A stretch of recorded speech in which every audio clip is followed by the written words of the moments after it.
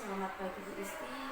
Waalaikumsalam warahmatullahi wabarakatuh. Nggih, alhamdulillah.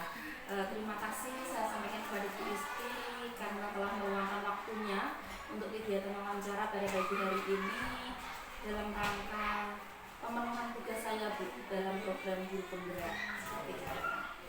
Nah, dalam wawancara ini saya ingin bertanya kepada Bu Isti sekaligus dapat sebagai pengalaman yang dapat membantu saya dalam pengambilan keputusan.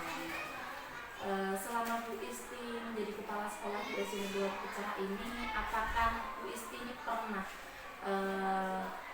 menangani sebuah kasus yang terjadi di sekolah ini, Bu? Sering karena memang permasalahan sekolah itu sangat kompleks. Bisa diceritakan Bu kasusnya seperti apa, Bu Isti? Yang dari tahun-tahun itu yang jelas permasalahan anak-anak, kedisiplinan anak itu perlu ditata terus. Yang kedua masalah perundungan, karena yang sekarang itu marak di media sosial kan perundungan. Itu perundungan. Diceritakan? Ya, mungkin bisa diceritakan seperti apa, Bu? Ya. Kan anak-anak di SD kita itu memang tempatnya jauh dari utama, sehingga mereka itu sumber permasalahannya itu dari lingkungan dan juga dari media sosial. Sehingga anak-anak itu sering sekali melakukan hal-hal yang meniru dari media sosial. Dan sebenarnya media sosial sekarang itu kan juga banyak menayangkan hal-hal yang seperti itu, Sepatutnya ya, Bu, ya. Sehingga anak-anak juga belum bisa memilah dan memilih mana yang baik, mana yang buruk. Sehingga anak-anak juga kadang mempraktekkan apa yang dia lihat itu di sekolah. Itu berarti antar siswa ya, Bu? Antar siswa. Bisa diceritakan siswa kelas berapa, terus permasalahannya itu seperti apa gitu, Bu? Misalnya waktu itu siswa kelas 1 ya, yang paling kompleks kan kelas 1 baru masuk, kita belum kenal bagaimana karakter anak-anaknya. Nah, di sini contohnya Andi itu punya dasar IQ yang cerdas, karena dia itu inginnya semua cepat, inginnya semua temannya juga lari cepat dalam mengikuti pelajaran. Sehingga pada saat mengikuti pelajaran dia selalu bisa menyelesaikan tugas dengan lebih cepat dibanding teman-temannya. Sedangkan di kelasnya Avandi itu teman-temannya banyak yang rata-rata, bahkan ada yang disabilitas, dia tunawicara. Ketika Avandi itu menyelesaikan lebih dulu, sementara sambil bermain nunggu temannya kok merasa jenuh, maka dia akan melampiaskan apa memukul temannya, atau menarik kerudung temannya. Nah, yang jadi sasaran itu baik di jam pelajaran ataupun setelah belajar itu anak yang disabilitas itu, sehingga dia menganggap dia kan nggak bisa ngadu karena tunawicara. Kalau yang lain kan bisa ngadu, mungkin dia juga berpikir nanti berurusan dengan orang tuanya. Jadi ini ada kasus antar siswa di mana ada satu siswa yang melakukan hal yang tidak baik walaupun dia IQ-nya baik, dengan siswa yang tunawicara atau lambat seperti itu, Bu, ya. Nah, keputusannya diambil dalam kasus tersebut itu seperti apa, Bu? Nah, itu kan kejadian itu yang paling sering kan kelas.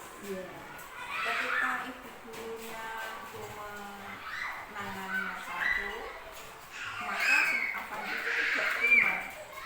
Dia menggeram sampai menggegang seperti si Mak. Karena apa? Dia itu merasa nggak bersalah. Sementara kan gurunya menyalahkan, kamu jadi anggap nakal. Padahal kalau dari sisi Avandi itu dia merasa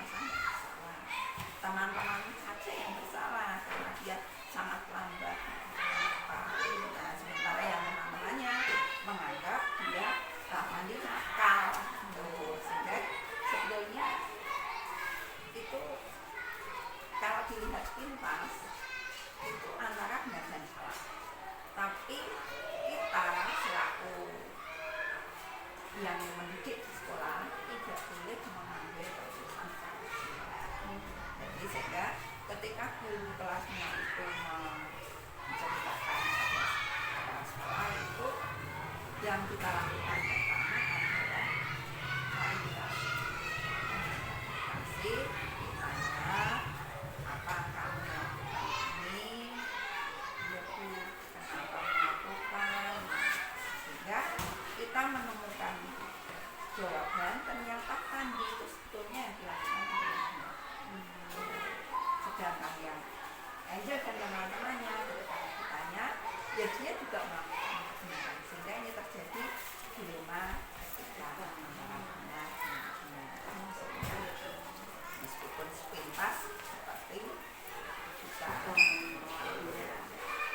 jadi ini ada kaitannya juga guru terlibat, namun belum bisa menyelesaikan dan berkonsultasi kepada ibu kepala sekolah seperti itu dalam pengambilan keputusan ya. Nah, Bu Isti,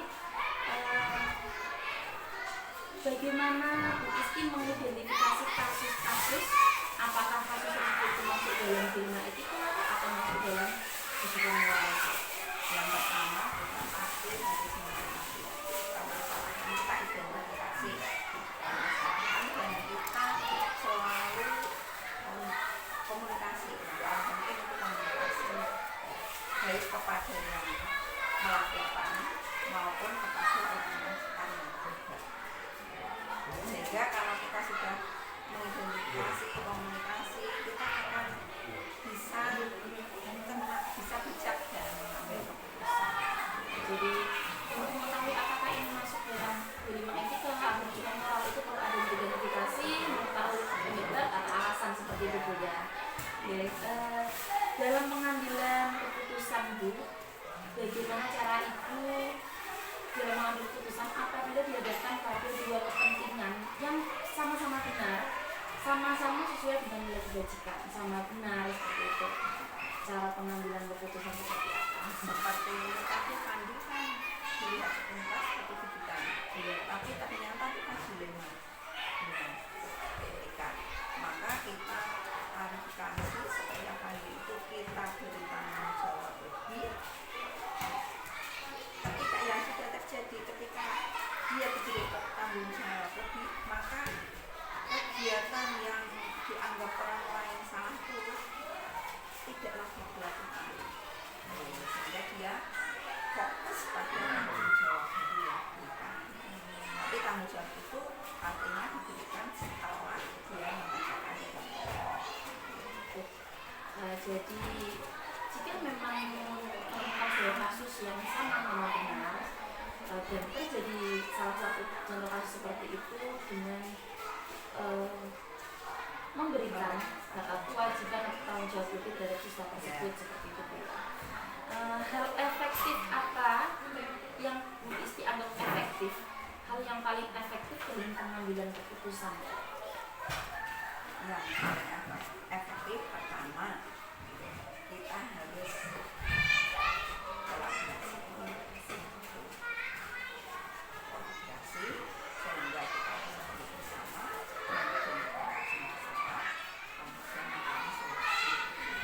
Tapi Bu Isti menganggap kolaboratif itu adalah sesuatu yang efektif dalam pengambilan keputusan. Kemudian tantangan apa yang Bu Isti rasakan selama ini dalam pengambilan keputusan? dalam mengambil keputusan itu tantangannya adalah setiap kita di sekolah, saya maupun teman-teman itu kan punya kebutuhan yang berbeda-beda, dan setiap orang punya naluri ingin dihargai, itu pasti, sehingga setiap orang itu ingin menunjukkan bahwa dia punya kelebihan.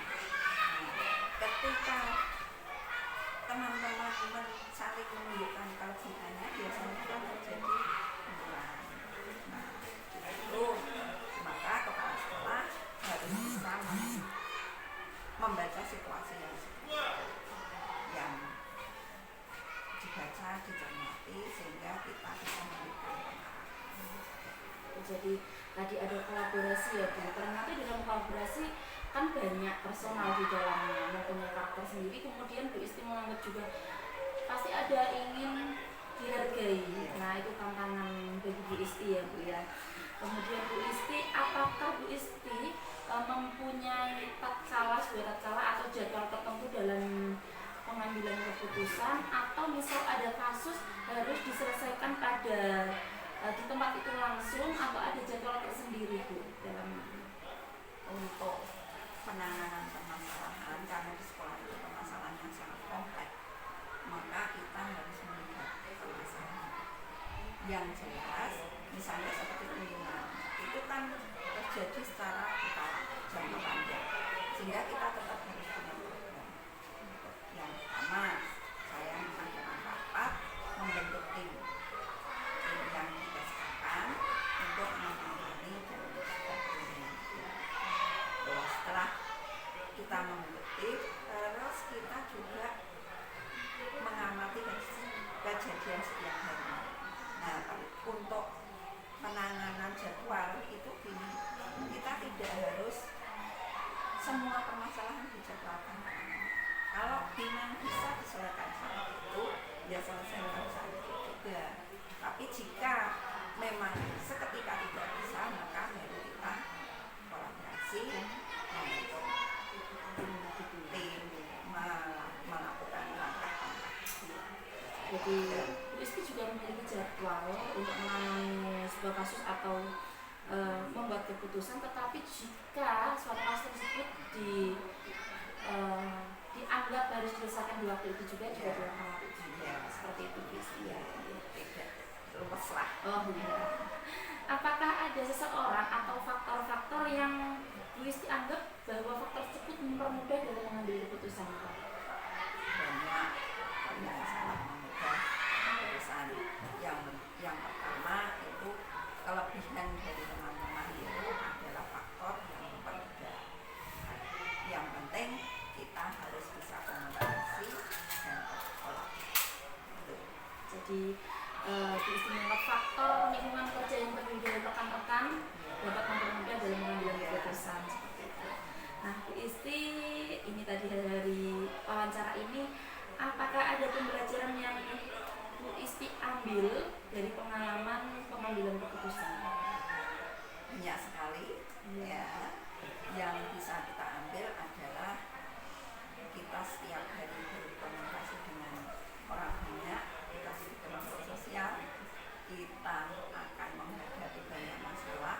Semakin kita cermat memperhatikan kejadian sosial yang ada di lingkungan kita, maka kita akan semakin banyak menghadapi masalah, dan kita harus bisa menyelesaikan masalah sehingga menambah kemampuan. Ya, menurut Bu Isti ternyata kita itu manusia sebagai makhluk sosial, pasti menemukan kasus dan kita akan dihadapkan pada pengambilan keputusan. Maka sering terjadi kasus, maka kita akan semakin matang, semakin mampu dalam melakukan keputusan yang bijaksana. Seperti itu Bu Isti. Baik, terima kasih Bu Isti. Sekian wawancara dari saya. Terima kasih, tukar pengalaman, semoga dapat bermanfaat bagi saya untuk pengambilan keputusan. Mohon maaf Bu Isti jika ada yang kurang berkenan di hati Bu Isti. Saya sampaikan terima kasih. Sama saya juga mohon maaf ini, dan semoga bermanfaat. Terima kasih. Assalamualaikum warahmatullahi wabarakatuh. Waalaikumsalam warahmatullahi wabarakatuh. Selamat pagi. Terima kasih telah meluangkan waktunya di pagi hari ini untuk kegiatan wawancara bersama saya mengenai tugas dalam program Bunda yang saya ikuti Pak ya. Ini saya ingin bertanya kepada Bapak, selama Bapak menjadi kepala sekolah di SD Nasional ini Pak, barangkali pernah menemui sebuah kasus yang Bapak alami seperti itu? Kalau suatu kasus ada, ini yang baru-baru saja. Ini ketika saya melaksanakan program sekolah yang sebetulnya sudah lama dilaksanakan, tapi kebetulan vakum ini pada tahun ajaran baru ini saya mulai aktifkan kembali. Sehingga saya mengajak teman-teman untuk rapat, kemudian kita sepakat bahwa program itu baik untuk warga sekolah, kemudian kita laksanakan lagi. Kemudian untuk penanggung jawab saya ganti kepada guru yang lain, kemudian dibuat jadwal dan rencananya akan dilaksanakan di minggu depan. Kemudian di minggu depan yang saya cek ternyata kok belum dilaksanakan.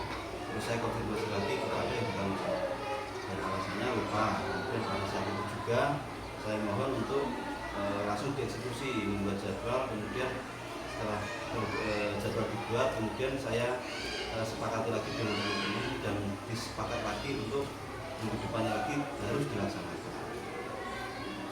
Jadi ada sebuah program yang Bapak sampaikan ke rekan guru, namun Bapak Ibu guru tidak melakukan secara konsisten seperti itu ya Pak, yang kasus Bapak jadi.